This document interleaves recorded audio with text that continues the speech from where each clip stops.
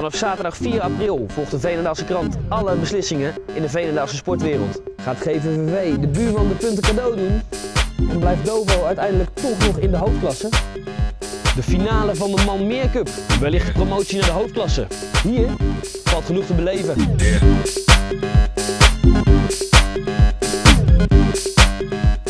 De afgelopen jaren ging het voor de wind bij VCV, maar kunnen de vrouwen dit seizoen ontsnappen aan degradatie hier in Sporthal West? Gaat het de tafeltennisvrouwen van SKF dit jaar wel lukken? Gaan ze voor het allerhoogste? Kortom, worden ze Nederlands kampioen? De beslissingen komen eraan. Veenendaal maakt zich op voor de Veenendaalse krant finale weken. Kijk vanaf 4 april mee op www.veenendaalsekrant.nl.